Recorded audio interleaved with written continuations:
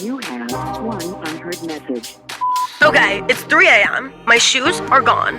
Was there, and my Uber rating is definitely a 0. You are not ready for this story.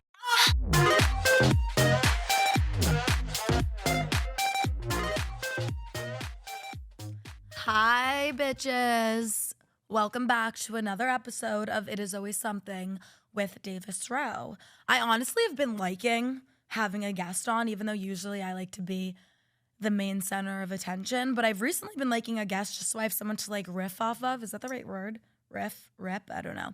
But I've been really enjoying that. Sometimes I pre-record and like pre-schedule. So actually we're kind of moving backwards, and I actually filmed next week's episode before this, funny enough, and literally just went to the bathroom, changed outfits, and I'm back sitting on this couch like it's a brand new fucking day.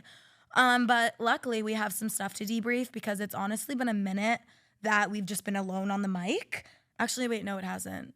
Has it? I don't fucking know. The other day I was on my TikTok being like, this is like, sometimes I do cringe myself out. Like sometimes I clock myself. I'm like, I've rewatched my own social media post about 500 times, all from like different perspectives, And I was watching it from like, a hater's perspective. And I was like, it's honestly probably like one of my most favorite episodes I've ever filmed. I was like, bitch, you filmed fucking 7 episodes so far. It's really not that hard to top the other 6, But let's talk about Halloween because it was definitely interesting. I posted a video that actually went pretty viral, and I've talked about this before, how like I'll post something online, and if something is to go super viral, it really makes you rethink it and be like, do I really stand by it? Do I really feel like that? Because, the haters start to come in the video, or people asking for a follow-up, and you're like, wait, I was just kind of spilling some shit, how I felt in the moment, and now I like really have to like stand by it and back it up. But I posted a video saying I fucking hate Halloween, and why. I was like, I'm just fucking lazy. Like, it feels like homework. Like, why do I want to do something if I don't have to fucking do it, And I also said in the video, though, which no one really cared to notice, they only wanted to really focus in on the hate of Halloween. But I did say, when I have like a full team and a stylist and all of those people, I am gonna fucking eat up Halloween. I'm just lazy and bad at doing it myself, bad at finding costumes, whatever it may be. So when I have that full team and someone to prep and plan for me, it's over for you guys. Like, even Heidi Klum, I'm coming for your fucking neck. Next year, when I'm living in New York, I hope to absolutely eat Halloween up. I just didn't have the time or the funds or the energy to be doing that this year, but just next year, but I say this every year, I'm gonna get on it and I'm gonna fucking eat. I'm gonna do a full photo shoot, and you guys are never going to know it's fucking coming. On that same note, you probably just heard me say next year when I'm living in New York. I talked about this a little bit on me and Emily's episode because we are planning on moving to New York City together. But yeah, I'm decided to move to New York City post-grad and do social media full time, which is like, if I was to tell my parents, because my parents' thing has always been, once you graduate, you are off our fucking credit card. Like, I don't have free go at their credit card at the moment, but they do, like, I'm fortunate enough where they give me an allowance. They give me like monthly money, and also, of course, like, not of course, but luckily enough for like paying my rent and my tuition, which is awesome. But the second I graduate, it's always been known and a thing in my family that like, you graduate, you're off the fucking payroll, you're on your own. And if I was to graduate and have a job and it was the best job I could get, and let's say I'm making like under 100K, and that's obviously a lot of money, but in New York's fucking expensive. And I also can be honest that I live an expensive life. I like to have my weekly designer bag purchase. Not weekly, I'm kidding, but you know what I'm saying. Like, come on. It's like you need a sweet treat. My sweet treat is a fucking designer bag once a week. So to each their fucking own. But if I was to have a job and need some extra help with funds in New York, I think my parents would help out because I'm doing the most I can. But since I'm deciding to not get a job, not follow what my dad thinks I should do, and I'm saying, fuck that, I'm gonna do social media full time, they're like, baby, then that's on you. Like, you're doing it, you better be making enough to support yourself. So I'm a little terrified, and I'm definitely gonna be roughing it for a little. But I think being, I guess broke is a harsh word, but being not fucking rolling in fucking cash in New York City is like a path, what's the word? A right of trajectory? I don't know. It's just like a more, like you need to do it. I feel like it'll make me learn a lot about myself. It'll make me stop being such a fucking diva-ass goddamn bitch all the time, as my siblings would say. So I think it'll be good for me. And I'm really excited, especially with, not that we're going to get into politics, but I lost like fucking 500 followers for saying this today. But I'm excited. My terminology's fucked. Like I was saying, I'm just so honestly out of the loop when it comes to politics. I honestly have written down in my episodes that I want to do like a full political episode, which is crazy. But I don't even know what I would call it. I went through something, but I guess that's what we'll call it for today.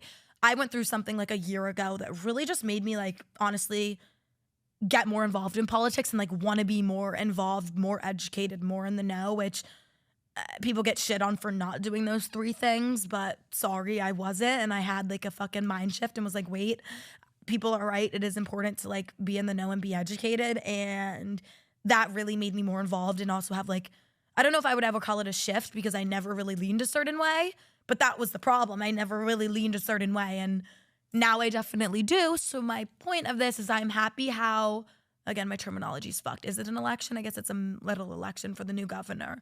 I keep calling him like the mayor, the governor, like not me like coming on here trying to be political and I just sound fucking stupid, but like I'm excited how the turnout went for the voting in New York for this past week. I'm liking it. But back to Halloween, back to my Halloween debrief. Sorry, I skipped around. What did I do for Halloween, even though I fucking hate it? We went to LA. I was doing some work up in LA. I had a podcast episode to film.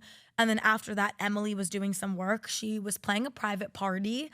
Some family rented out a club. And we literally had no idea what to expect. But what it was never what I would have expected. Like I didn't know what to expect, but it never was fucking that. We pull up to this party. It is a full-blown high school Nepo baby party. Like I'm 21 and I was the oldest one in the room. I felt like I was babysitting. I felt like I was at daycare. But then once I heard it was a bunch of Nepos, it kind of made it iconic. Shoot, like lock me up. It was interesting. She was opening for like one of her DJ legends, so she was really excited, and it was honestly like a really fucking fun party. I invited my sister and her boyfriend, and it was open bar, which makes no sense because it was a fucking high school party. I literally had some girl come up to me like, psst. I was like, what? She's like, can you get me a drink at the bar? I was like, oh my God, I feel so fucking old right now. Like, what is going on? I used to like hang outside of 7-Eleven and ask like the older gent to buy me beer. It felt like that. I was like, oh, how times have changed. Oh, how roles have reversed. So the pipeline was a little crazy. We went from high school baby Nepo party straight to the fucking strip club. I had the fucking time of my life at the strip club.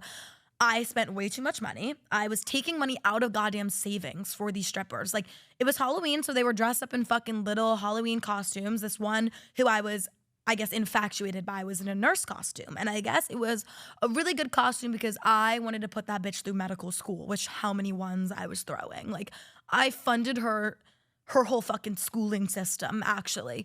But the money, my guy friends started by handing us money. Like, it was their money at first. And let me just say, throwing money is so much more fun when it's not your own money.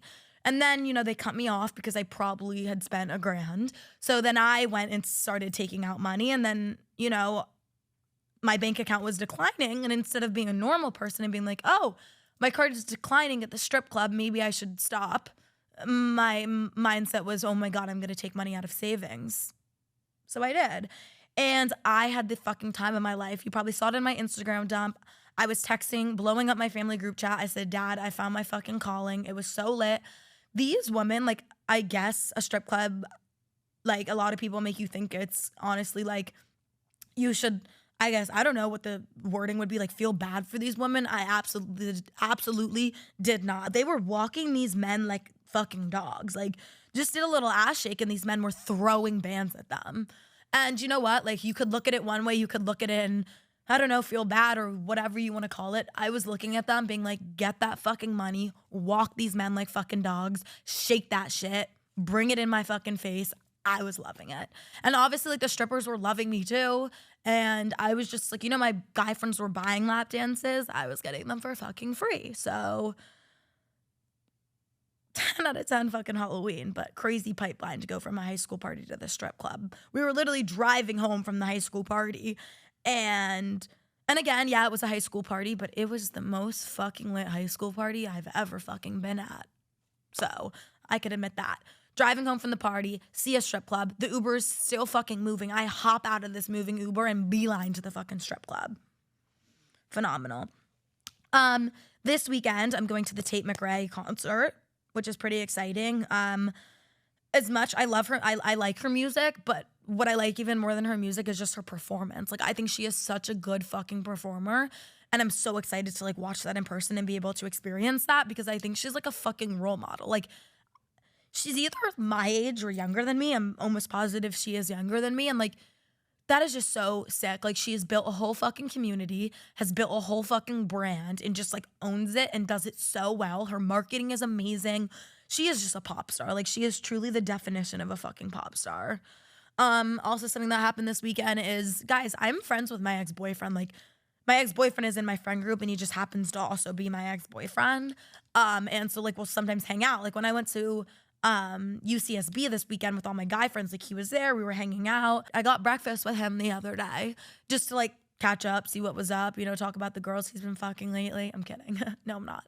And I filmed a little video and like the receipt was in the video and it said his name on it, and I guess people thought they were like clocking me. I feel like I'm uncancelable because I just admit to all my fucking flaws. Like, yes, I still fuck my ex-boyfriend. But also on that same note, I'm never someone to encourage fucking your ex if they like treat you like shit. But if anything, I treated him like shit. Not that I'm proud to admit that, but just let me say I'm not getting treated terribly. I would say I would never go back to a man who treated me bad, but I think it's easy to say that until you've been in the situation. But yeah, I don't know. We could get into that in a later episode, but that's all I'll say for now. I'm also currently planning my New Year's celebration. This time last year, or for New Year's last year, around that time, I just left for abroad. I guess I left like right after. But I was in Barcelona and went to Val Thorens to visit Emily because she was on like a family trip there. We're doing that again, and then we're like, okay, we're already in Europe, so what should we do next? So we're gonna go to Paris for 5 nights. So any recommendations? Honestly, like, my parents actually like live half the year in Paris, so I definitely have enough recommendations. But we are just going for no reason, so like feel free to like, yeah, give me recs, I guess. Like, not me fucking being like, don't, and then tracing back. But we have nothing planned yet, so that's honestly free up in the air, and it should be really fun. I feel like that's a really cool place to celebrate New Year's, even though it's funny celebrating like New Year's in a foreign country. But are New Year's the same? I don't fucking know. Okay. The New York City Marathon was also this weekend, which I ran a half marathon. Like, guys, do we forget about that? I ran a half marathon, so I feel like I really related to the New York City Marathon. I was like, I low-key did that, guys, like last week, but only half of it. But honestly, it was really cool. I saw this girl post a TikTok and she was like, would you guys still run marathons if you weren't getting the praise and like there wasn't people on the sidelines? I think that's a fucking dumbass question. I think that's like an insensitive, stupid fucking question. It's like asking like, would you still be a chef if people couldn't like taste your food? Like, it just doesn't make sense. It's like I think there's no right answer to that question. Like, I think that does play a big role in why people like to run marathons, but I don't think we should use that as a way to like take away from those marathon runners. It was kind of like a weird scenario, a weird accusation. What's the word? I'm like, a weird simile. That was a really weird simile of you. But I think that was so fucking cool. And honestly, like, my ass thinks since I ran a half, I could run the full.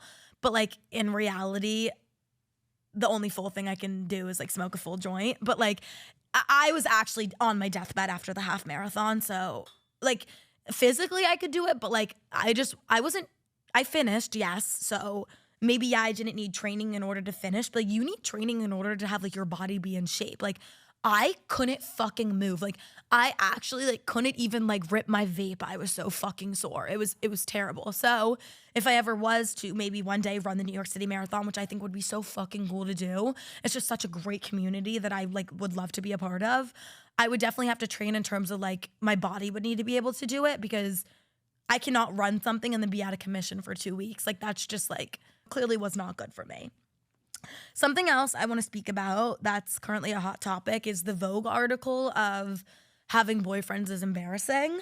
The article mainly said it was embarrassing to have a boyfriend because it like took away from you as a person. Like having a boyfriend like was embarrassing because it made your aura less than. Like it wasn't, you're just not as cool after having a boyfriend. It's cringy, it's whatever you want to call it. And they also talked a lot about how like they literally used examples of people talking about from firsthand experience how they posted their boyfriends and literally lost followers.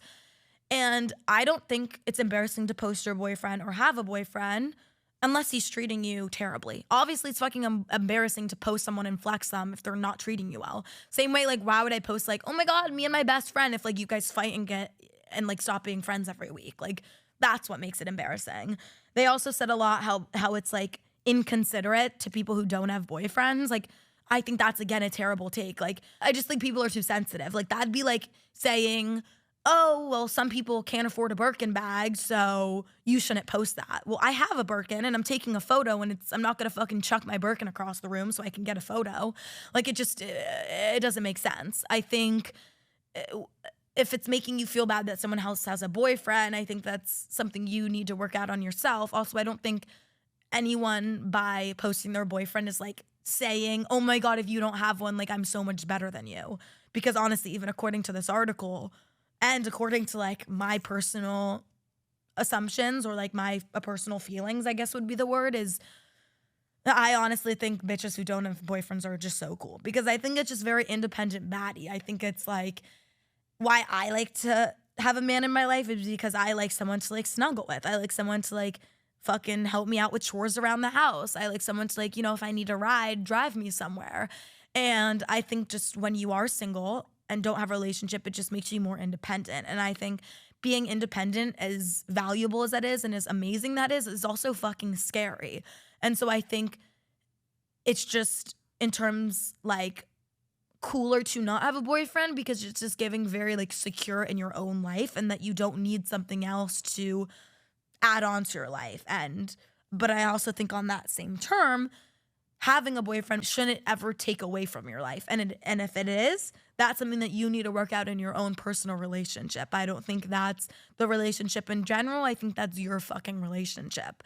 I also think that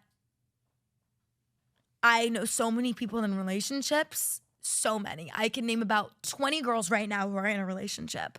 But how many of those people could I also sit on the mic and tell you are in a healthy and happy relationship? Very few. It kind of reminds me of when I was younger, and like, obviously, I think when you're growing up, I guess I can't say I think because I've never had a child.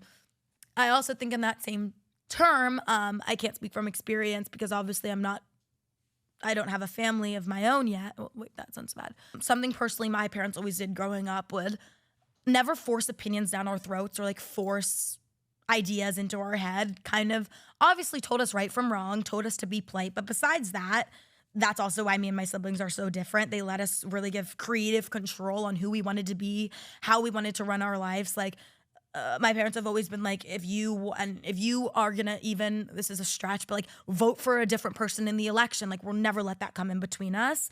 And so my parents always talk about hot topics, just would always ask us, not force down our throat, but ask us how we felt about certain things or whatever. And just, you know, make sure like we're on the right path, we're being inclusive, we're being fair, we're never like looking down on other people or like thinking we're better than one another. Just, I don't know, I think my parents raised us in a very great way, but also in a way that was like kind of let us be the leading role in that, you know? And something they one time asked me was just like, so when you're going to sleepovers and you have friends' parents who are divorced, like how do you feel about that? Like do you, because my parents have been together my whole life, never have been divorced, and they kind of just asked me as a young child, like just how I felt about that. Like, oh, when you go to a parent's house and like they're divorced, like how do you feel about that? And I said to them, I go, no, like I actually don't find it weird when I go over to a friend's house and their parents are divorced, even though you guys are together, and that's like kind of all I've ever known. Because that's usually how it is when I go over to a friend's house. Like, it's actually like weird that you guys are together and happy. Like I actually, that's abnormal. Like I haven't actually seen that when I go to a friend's house. Like most of my friends' parents are divorced. And again, like nothing wrong with that. It was just something I realized. And that's even something I realized in terms of relationships of a lot of my friends in their 20s that, yeah, they're in a relationship, but are you really happy? Is it really healthy? So back to the Vogue article, I don't think it's embarrassing to post your boyfriend. I just think a lot of the times it is embarrassing to post your boyfriend because a lot of the times those girls posting their boyfriends aren't fucking happy. And then you go and post your 5-year, oh my God, happy 5 years. Bro, he was DMing me last week. Like, what are you doing? And you fucking know that too. I just don't like when people go online and boast about their relationships and act like it's all fucking happy and you're holding hands, skipping down the fucking wedding thing when it's like, bro, we both know and everyone else in your life knows that's just not how it is. Which, me being like, no hate, no shade, but I'm sitting here hating and shading. I just think, again, a lot easier said than done, but if you're in a shitty relationship, fucking leave. Easier said than done, but if you are in a shitty relationship, do yourself a favor and everyone else in your life a favor and stop going online and posting like you're in fucking happy land because like, bro, you're not. And I think it's embarrassing to not own up to your shit. Is that what it is? I don't know, but whatever. Also something that was so funny in the article is someone said having a boyfriend feels Republican. And as much as I don't know what that means, I know exactly what that means. And that's just very fucking funny to me. I think it means maybe because like in terms of people being very Republican, it gives like, let a man do everything. And then I guess the opposite of Republican is liberal. And in those terms, it's very like woman empowerment, like you do you. And so I kind of get the Republican comment, and it honestly makes me crack the fuck up. A couple episodes ago too, I told you guys about like all my like horrific brand deals and me getting like, you know, brands being like, I'm not fucking working with you after I submit my brand deal. And they're like, what the fuck was that? Because it's either inappropriate or I'm cursing. Along that same topic, or I guess like not on that same topic at all, I need to find a way to transition into getting like some fucking bougie ass PR, because I see these like model influencers and they're getting like the Louis Vuitton PR, they're going to Miu Miu Fashion Week. I'm like, how do I come on this mic and talk about like the most out of pocket, outrageous fucking things that are so inappropriate and then be at this like classy Paris Fashion Week with Miu Miu? I need to find a way to transition because like when I'm in New York, my goal is to be like really in the fashion world of things. And I think a great way to get my toe in the water is what I'm doing right now, is like being an influencer, like being in the social media world. I feel like it's a great way to like get your name out there or just like get in contact and get the right connects with those people. And that's always been my dream, to work in the fashion world. And I've always been like, how the fuck am I going to get there? And I think luckily with this opportunity I have now and like all the fucking people I have in my corner, I think I really could do that. But it's like, how the fuck do I get there? Because right now I feel like I am the opposite of what they're looking for. No, I wouldn't say that because I'm a fucking fashionista, but like, I don't know, maybe I need to be a little more brand friendly, but like that's just not gonna fucking happen. So that's one of my goals, and I don't really know how I'm gonna get there, but if there's a will, there's a fucking way. So we'll see. I'm going home for Thanksgiving, not to Florida, to Philly. And that's always fucking weird because my sister literally asked me this the other day. She's like, where do you say you're from when people ask you? And you guys have like, random people online have like clocked me before because I'll say I'm from Philly and then I'll say I'm from Florida. And they're like, you can't be from both. Well, I literally fucking am. I moved from Philadelphia in the middle of my sophomore year of high school. So I literally am from both. And for my grandma still lives there, so we do a lot of family holidays there. And I didn't even post on social media when I was living in Philly. Like, obviously I've always been the same fucking bitch since I came out of the womb. I've literally been the same person. But obviously, like, you go through life experiences, and that's a big reason I think I am the way I am, is life experiences. Like, yes, how I was raised and my friends and people I surround myself with, but like truly a lot of the ways I think and feel are truly through life experiences. And I just feel like I really, again, as much as I am always been the same fucking bitch, I feel like the person I was in Philly, I really have a hard time like resonating with, just because I feel like a lot of things have changed, especially like internally. So it's gonna be weird going back there for Thanksgiving, especially because like all my high school ops and haters are like all from there. Like that is like no one from Florida is like my op. Like no one really like, gives a fuck in Florida. I feel like Philly is like the main line, full of these like judgmental ass wannabe fucking bitches who just like. But honestly, again, it's like if people weren't hating on me and like weren't talking, I'd be upset and be like, I'm clearly doing something wrong because like I need the bitches to be talking. But I don't know. That's always interesting going to these high school bars on Blackout Wednesday, and I see everyone from high school, and it's just I like don't even know how to act. I'm like, I guess I just be me, but that like fucking terrifies them. So Blackout Wednesday is gonna be really interesting. But as I've gotten older, I've also like really learned to appreciate and love hanging out with my parents, which I've loved that for a while, obviously, but hanging out with my grandparents when I was younger was always like, oh my God, I have to hang out with my grandparents. Honestly, though, for me, it's never really been like that because my grandparents are like my grandparents. So they're fucking lit. And like, Cards Against Humanities, we would play that every single holiday with my fucking grandma. Like, it'd be like, oh my God, who at this table would give the best blowjob? And my grandma would, like hand me the card. Like, my family was fucking unique to say the least. So on that same term, it's never been boring to hang out with them. But something I've learned is like when I am going out to dinner with them, my grandpa buys the $700 wine, like the nicest one on the menu, and then my grandma's like ordering surf and turf for me. I'm like, you know what? I think I've matured. It's like, why does it take maturing to realize that? It should be like a no fucking brainer. I actually, crazy enough, rather be with my grandparents sipping my $700 fucking wine with my surf and turf than in a sweaty ass fucking basement having an orgy with people from high school. Like, and I don't know why it took me so many years to realize that. So who knows if I'll even go out on Blackout Wednesday because, bro, I'd rather be living fucking lavish with my grandma, fucking boying it up, talking shit on all of you. Like, yes, that sounds like my ideal fucking dream date. So it shouldn't be that bad because luckily I've matured and I've realized I don't even want to do the whole blackout thing. Well, I do. Last fucking Blackout Wednesday, a year ago to today, I woke up in my grandparents' house, like with my boots still on, makeup still on. I had a fucking time. I actually had like people coming up to me at the bar being like, oh my gosh, I follow you. And which like it happens all the time. But like, I guess at the time it was maybe fresh. Like who fucking knows? I don't know. And my great idea was like, oh my God, like I'm going to open a tab at the bar and just put it on my tab. So anytime a girl would come up to me and be like, oh my God, I love you, I follow you. Be like, wait, I love you too. Like, go get a drink on my tab. Like, put it under Davis. I woke up in the morning with an absurd fucking tab. No shit, because you fucking were spreading around the bar, open tab, put it on Davis. Like, you're actually stupid. So, not my brightest moment.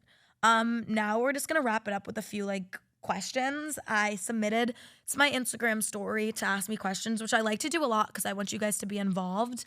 So follow me on Instagram if you want to ask a question for next app, but let's just get into it.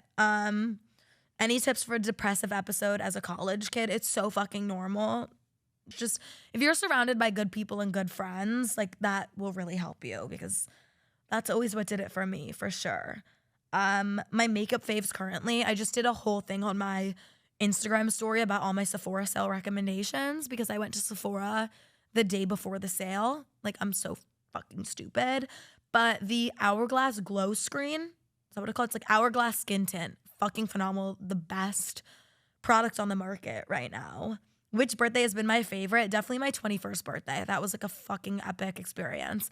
How was my gymnastics experience? Traumatic. Like, are you kidding? I feel like if you were a childhood gymnast, like you could literally be in a Netflix documentary. Like there's always shit to fucking say. The coaches like low-key abused you and you spent more time with them than your actual family. So how am I dealing to prepare with post-grad? Honestly, just living in denial. Like I'm excited, but it's like, what? I'm gonna have to pay my phone bill and taxes? Like, no, I'm gonna have to get a really rich sugar daddy. That's what I'm thinking. What was my high school experience like?